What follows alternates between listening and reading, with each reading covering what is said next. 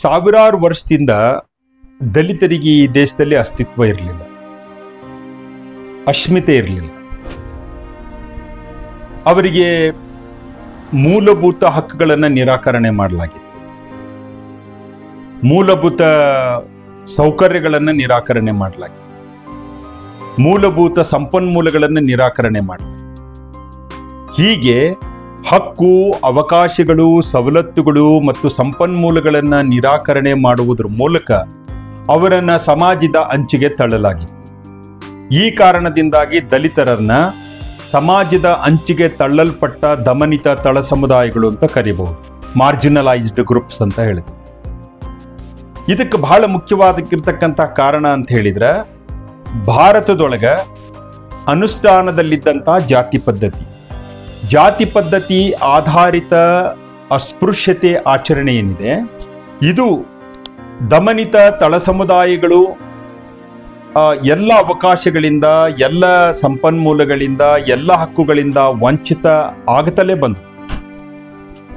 Doctor Baba Saheb Ambedkar ಅವರು ಅಧಿಕೃತವಾಗಿ ದಲಿತರಿಗೆ ಅಸ್ಮಿತೆಯನ್ನ ತಂದುಕೊಡಬೇಕು, ಅಸ್ತಿತ್ವವನ್ನು ತಂದುಕೊಡಬೇಕು ಅಂತ ಹೇಳಿ 1920ರ ದಶಕದಲ್ಲಿ ಹೋರಾಟ ಪ್ರಾರಂಭ ಮಾಡುವುದಕ್ಕಿಂತ ಮುಂಚೆ ದಲಿತರಿಗೆ ಅಸ್ತಿತ್ವವೇ ಇರಲಿಲ್ಲದಂತಹ ಪರಿಸ್ಥಿತಿ ಈ ದೇಶದೊಳಗಿತ್ತು. ಸಾಮಾಜಿಕ ಶೋಷಣೆ, ದೌರ್ಜನ್ಯ, ಅವಮಾನ, ಅವಹೇಳನ ಮತ್ತು ಜಾತಿ ಆಧಾರಿತ ಭೇದ ಭಾವಕ್ಕೆ ಒಳಗಾಗಿದ್ದ ದಲಿತರು ತಮ್ಮ ಬದುಕನ್ನೇ ಕಳೆದುಕೊಂಡಿದ್ರು, ತಮ್ಮ ಉಸಿರನ್ನೇ ಕಳೆದುಕೊಂಡಿದ್ರು, ತಮ್ಮ ಧ್ವನಿಯನ್ನೇ ಕಳೆದುಕೊಂಡಿದ್ರು.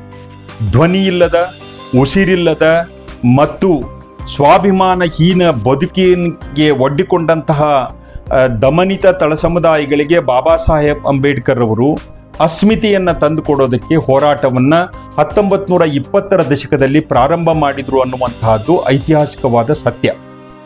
ಇದಕ್ಕೆ ಬಹಳ ಮೂಲ ಪ್ರೇರಣೆ ಅಂತಂದ್ರೆ, ಅವರು ಕೊಲಂಬಿಯಾ ವಿಶ್ವವಿದ್ಯಾಲಯದಲ್ಲಿ ಅಧ್ಯಯನವನ್ನ ಮಾಡಿ 1916ರಲ್ಲಿ ಭಾರತಕ್ಕೆ ಬಂದು ಸೌತ್ ಬ್ಯೂರೋ ಕಮಿಟಿ ಮುಂದೆ ಒಂದು ಅಹವಾಲನ್ನ ಸಲ್ಲಿಕೆ ಮಾಡ್ತಾರ. ಏನಂತಂದ್ರ, ಭಾರತದೊಳಗೆ ಇರತಕ್ಕಂಥ 25% ಡಿಪ್ರೆಸ್ಡ್ ಕ್ಲಾಸಸ್, ಆಪ್ರೆಸ್ಡ್ ಕ್ಲಾಸಸ್, ನಿಮ್ನ ವರ್ಗಗಳು, ಅಸ್ಪೃಶ್ಯ ಜಾತಿಗಳು ಹಿಂದೂಗಳಂತ ಹೇಳಿ ಕನ್ಸಿಡರ್ ಮಾಡಬೇಡ್ರಿ. ಅವರು ಹಿಂದೂಗಳಲ್ಲ, ಅವರನ್ನ ಹಿಂದೂಗಳಂತ ಹೇಳಿ ಪರಿಗಣಿಸದೆ ರಾಜಕೀಯ ಮೀಸಲಾತಿಯನ್ನ ಕೊಡುವುದರ ಮೂಲಕ ಅವರನ್ನ ಪ್ರತ್ಯೇಕ ರಾಜಕೀಯ ಘಟಕ ಅಂತ ಪರಿಗಣಿಸಬೇಕು ಅಂತೇಳಿ ಅವರು ಹೋರಾಟ ಪ್ರಾರಂಭ ಮಾಡಿದ್ರು.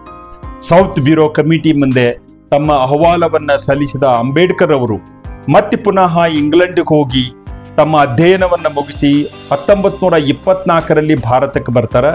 1924ರಲ್ಲಿ ದಲಿತರಿಗೆ ಸಮಾಜೋ ಸಾಂಸ್ಕೃತಿಕ ಅಸ್ಮಿತೆಯನ್ನ, ಅಸ್ತಿತ್ವವನ್ನ, ಸ್ವಾಭಿಮಾನ ಮತ್ತು ಸ್ವಾವಲಂಬಿ ಬದುಕನ್ನ ಕಲ್ಪಿಸುವುದಕ್ಕಾಗಿ ಒಂದು ಸಂಘಟನೆಯನ್ನ ಪ್ರಾರಂಭ ಮಾಡ್ತಾರೆ. ಆ ಸಂಘಟನೆ ಹೆಸರು ಬಹಿಷ್ಕೃತ ಹಿತಕಾರಿಣಿ ಸಭಾ. ಈ ಬಹಿಷ್ಕೃತ ಹಿತಕಾರಿಣಿ ಸಭಾದ ಮೂಲ ಧ್ಯೇಯೋದ್ದೇಶಗಳು ಏನಾಗಿದ್ವು ಅಂತ ಹೇಳಿದ್ರೆ, ಅಸ್ತಿತ್ವಹೀನ ಮತ್ತು ಅಸ್ಮಿತೆಹೀನ ದಲಿತರಿಗೆ ಸ್ವಾಭಿಮಾನವನ್ನ ತಂದುಕೊಡುವುದು, ಸ್ವಾವಲಂಬನೆಯನ್ನ ಮೂಡಿಸುವುದು, ದಲಿತರು ಅನುಭವಿಸತಕ್ಕಂತಹ ಮೂಲಭೂತ ಸಾಮಾಜಿಕ ಶೋಷಣೆಯ ಬಗ್ಗೆ ಅರಿವು ಮೂಡಿಸೋದರ ಜೊತೆಗೆ ಆ ಅರಿವಿನ ಮೂಲಕ ಹೋರಾಟಕ್ಕೆ ಅಣಿಗೊಳಿಸುವುದು ಈ ಬಹಿಷ್ಕೃತ ಹಿತಕಾರಿಣಿ ಸಭಾದ ಮುಖ್ಯ ಉದ್ದೇಶ ಆಗಿತ್ತು. ಬಹಿಷ್ಕೃತ ಹಿತಕಾರಿಣಿ ಸಭಾ ಪ್ರಾರಂಭ ಮಾಡುವ ಸಂದರ್ಭದೊಳಗ ಅಂಬೇಡ್ಕರ್ ಅವರು ಒಂದು ಸ್ಪಷ್ಟೋಕ್ತಿಯನ್ನ ನೀಡಿದ್ರು. ಕ್ಲೇರಿಯನ್ ಕಾಲ್ ಅಂತ ಕರಿದೀವಿ ನಾವು.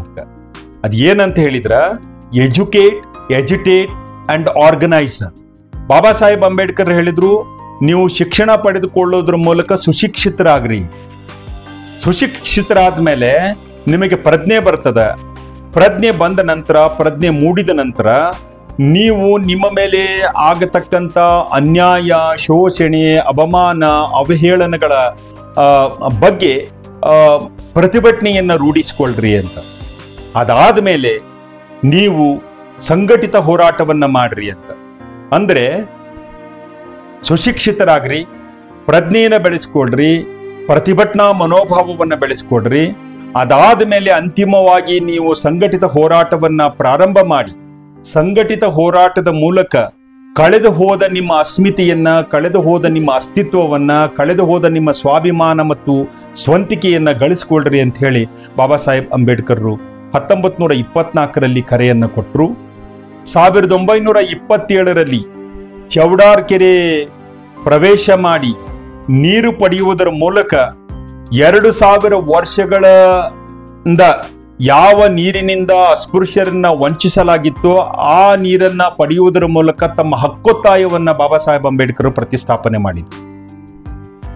ಚೌಡಾರ್ ಕೆರೆ ಪ್ರವೇಶವನ್ನ ಮಾಡಿ ನೀರನ್ನ ಪಡೆದು ನೀರಿನ ಹಕ್ಕು ಸಾಧಿಸುವಂತಹದ್ದು ಬಾಬಾ ಸಾಹೇಬ್ ಅಂಬೇಡ್ಕರ್ ಅವರ ಹೋರಾಟದ ಬಹುಮುಖ್ಯ ಆಯಾಮ. ಅದು 1924ರಲ್ಲಿ ಕೇಳ್ಕರ್ ಅವರು ಮುಂಬೈ ಶಾಸನ ಸಭೆಯಲ್ಲಿ ಒಂದು ರೆಸೊಲ್ಯೂಷನ್ ಅನ್ನ ಮಂಡನೆ ಮಾಡ್ತಾರೆ. ಆ ರೆಸೊಲ್ಯೂಷನ್ ಆಧಾರದ ಮೇಲೆ ಮುಂಬೈ ಸರ್ಕಾರ ಒಂದು ಶಾಸನವನ್ನ ಮಾಡ್ತದೆ. ಏನಂತಂದ್ರೆ, ಸಾರ್ವಜನಿಕ ಹಣದಿಂದ, ಸಾರ್ವಜನಿಕ ಅನುದಾನದಿಂದ, ಸಾರ್ವಜನಿಕ ನಿಧಿಯಿಂದ ನಡೆಸಲ್ಪಡತಕ್ಕಂತಹ ಸಾರ್ವಜನಿಕ ಸ್ಥಳಗಳಲ್ಲಿ ಅಂದ್ರೆ ಶಾಲೆ, ಸಮುದಾಯ ಭವನ, ಕೆರೆಕಟ್ಟೆಗಳು, ಬಾವಿ ಮುಂತಾದವುಗಳಲ್ಲಿ ಜಾತಿ ಆಧಾರಿತ ಭೇದ ಭಾವ ಇರತಕ್ಕದ್ದಲ್ಲ ಮತ್ತು ಅಸ್ಪೃಶ್ಯತೆ ಆಚರಣೆ ಮಾಡತಕ್ಕದ್ದಲ್ಲ ಅನ್ನುವಂತಹ ಒಂದು ಕಾಯ್ದೆಯನ್ನು ರೂಪಿಸ್ತಾರೆ 1925ರಲ್ಲಿ. ಈ ಕಾಯ್ದೆಯ ಆಧಾರದ ಮೇಲೆ ಮಹಾಡ್ ಮುನ್ಸಿಪಾಲಿಟಿಯವರು ಒಂದು ರೆಸೊಲ್ಯೂಷನ್ ಅನ್ನ ಸ್ವೀಕಾರ ಮಾಡ್ತಾರೆ. ಮುಂಬೈ ಸರ್ಕಾರದ ಕಾಯ್ದೆಯ ಅನುಗುಣವಾಗಿ ಮಹಾಡ್ನಲ್ಲಿರ್ತಕ್ಕಂಥ ಯಾವ ಸಾರ್ವಜನಿಕ ಸ್ಥಳದಲ್ಲಿಯೂ ಅಸ್ಪೃಶ್ಯತೆಯ ಆಚರಣೆ ಆಗಕೂಡದು ಅನ್ನುವಂಥ ನಿರ್ಣಯವನ್ನ ತೆಗೆದುಕೊಳ್ತಾರೆ. ಅದರ ಭಾಗವಾಗಿ ಅಂಬೇಡ್ಕರ್ ಅವರು ಮಹಾಡಿಗೆ ಹೋಗ್ತಾರೆ. ಮಹಾಡಿಗೆ ಹೋಗಿ ಚೌಡಾರ್ ಕೆರೆಯ ನೀರನ್ನ ಪಡಿಬೇಕು ಅಂತ ಹೇಳಿ ಹೋರಾಟವನ್ನ ಪ್ರಾರಂಭ ಮಾಡ್ತಾರೆ. ಅವರು ಮಾರ್ಚ್ 20ನೇ ತಾರೀಕಿಗೆ ಚೌಡಾರ್ ಕೆರೆಯನ್ನ ಪ್ರವೇಶ ಮಾಡಿ ನೀರನ್ನ ಪಡೆಯುವುದರ ಮೂಲಕ 2000 ವರ್ಷಗಳಿಂದ ಯಾವ ನೀರನ್ನ ಅಸ್ಪೃಶ್ಯರಿಗೆ ನಿರಾಕರಣೆ ಮಾಡಲಾಗಿತ್ತೋ ಆ ನೀರನ್ನ ಪಡೆಯುವುದರ ಮೂಲಕ ದಲಿತರಿಗೆ ಹಕ್ಕೊತ್ತಾಯವನ್ನ ಮಾರ್ಗವನ್ನು ತೋರಿಸ್ಕೊಡ್ತಾರೆ ಮತ್ತು ದಲಿತರ ಅಸ್ಮಿತೆಗೆ ಬಹುಮುಖ್ಯವಾಗಿರತಕ್ಕಂಥ ಆಯಾಮವನ್ನ ಅವರು ಕೊಡ್ತಾರೆ. ಇಲ್ಲಿ ಬಹಳ ಸೂಕ್ಷ್ಮವಾಗಿ ಗಮನಿಸಬೇಕಾದದ್ದು ಏನಂತ ಹೇಳಿದ್ರೆ, ಈ ಘಟನೆ ನಡೆಯುವಾಗ ಊರ ಮೇಲ್ಜಾತಿಯವರೆಲ್ಲರೂ ನಿಂತುಕೊಂಡು ನೋಡ್ತಿರ್ತಾರೆ. ಆ ಘಟನೆ ಮುಗಿದ ನಂತರ ಇಡೀ ಊರೊಳಗೆ ಒಂದು ಗುಲ್ಲೆಬ್ಬಿಸ್ತಕ್ಕಂಥ ಕೆಲಸವನ್ನ ಮಾಡ್ತಾರೆ. ಏನಂದ್ರ, ಇವರು ಬರೇ ನೀರು ಕುಡಿಯಕ್ಕೆ ಬಂದಿಲ್ಲ, ಚೌಡಾರ್ ಕೆರೆ ಪ್ರವೇಶ ಮಾಡಕ್ ಮಾತ್ರ ಬಂದಿಲ್ಲ, ಊರಾಗಿರ್ತಕ್ಕಂಥ ಎಲ್ಲ ದೇವಾಲಯಗಳಿಗೂ ಇವರು ಪ್ರವೇಶವನ್ನ ಮಾಡ್ತಾರ ಅಂತ ಹೇಳಿ ಮೇಲ್ಜಾತಿಯವರು ಗುಲ್ಲೆಬ್ಬಿಸಿದ ಕಾರಣಕ್ಕಾಗಿ ಮೇಲ್ಜಾತಿಯ ಜನ ಎಲ್ಲಾ ಬಡಿಗೆಗಳನ್ನ ಮಾರಕಾಸ್ತ್ರಗಳನ್ನ ಹಿಡಿದು ಅಲ್ಲಿ ನೆರೆದಿರತಕ್ಕಂಥ 3000 ಜನ ದಲಿತ ಹೋರಾಟಗಾರರ ಮೇಲೆ ಹಲ್ಲೆಯನ್ನ ಮಾಡ್ತಾರೆ. ಬಾಬಾ ಸಾಹೇಬ್ ಅಂಬೇಡ್ಕರ್ ಅವರಿಗೂ ಕೂಡ ಮಾರಣಾಂತಿಕ ಹಲ್ಲೆ ಆಗ್ತದೆ. ಬಾಬಾ ಸಾಹೇಬ್ ಅಂಬೇಡ್ಕರ್ ಅವ್ರಿಗೂ ಏಟು ಬೀಳ್ತದೆ. ಆದಾಗ್ಯೂ ಸಹಿತ ಬಾಬಾ ಸಾಹೇಬ್ ಅಂಬೇಡ್ಕರ್ ಅವರು ತಮ್ಮ ಇದನ್ನು ಕಳ್ಕೊಳ್ಳೋದಿಲ್ಲ, ಏನು ಮಾನಸಿಕ ಸ್ಥಿಮಿತವನ್ನ ಕಳೆದುಕೊಳ್ಳೋದಿಲ್ಲ. ಅವರು ಎಂದಿಗೂ ಕೂಡ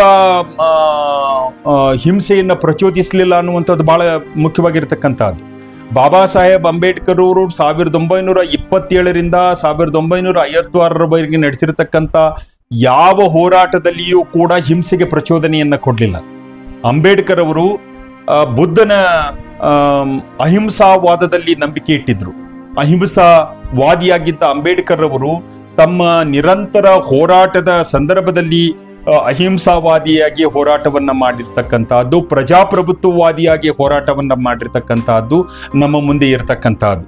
ಯಾವ ಗಾಂಧೀಜಿ ತಮ್ಮ ಜೀವನದುದ್ದಕ್ಕೂ ಅಹಿಂಸಾವಾದವನ್ನು ಬೋಧನೆ ಮಾಡಿಕೊಂಡು ಬಂದ್ರು, ಆ ಅಹಿಂಸಾವಾದವನ್ನು ಅಂಬೇಡ್ಕರ್ ಅವರು ಅನುಷ್ಠಾನ ಮಾಡೋದ್ರ ಮೂಲಕ, ಕಾರ್ಯಗತ ಮಾಡೋದ್ರ ಮೂಲಕ ಮತ್ತು ತಮ್ಮ ಹೋರಾಟದಲ್ಲಿ ಅದನ್ನು ಅಳವಡಿಸಿಕೊಳ್ಳುವುದರ ಮೂಲಕ ಈ ದೇಶಕ್ಕೆ ಒಂದು ಸ್ಪಷ್ಟವಾದ ಸಂದೇಶವನ್ನು ಕೊಟ್ಟಿದ್ದೇನಂತ ಹೇಳಿದ್ರೆ, ಅಂಬೇಡ್ಕರ್ ಅವರ ಅಹಿಂಸಾವಾದಿ ಹೋರಾಟ, ಪ್ರಜಾಪ್ರಭುತ್ವವಾದಿ ಹೋರಾಟ ದಲಿತರಿಗೆ ಅಸ್ಮಿತೆಯನ್ನು ತಂದುಕೊಟ್ಟಿತು, ಸಮಾಜವು ಸಾಂಸ್ಕೃತಿಕ ಅಸ್ತಿತ್ವವನ್ನು ತಂದುಕೊಡುವಲ್ಲಿ ಅತ್ಯಂತ ಪ್ರಮುಖವಾದ ಪಾತ್ರವನ್ನು ನಿರ್ವಹಿಸಿತು ಅನ್ನುವಂತಹದ್ದು ಕೂಡ ಐತಿಹಾಸಿಕವಾಗಿರತಕ್ಕಂಥದ್ದು.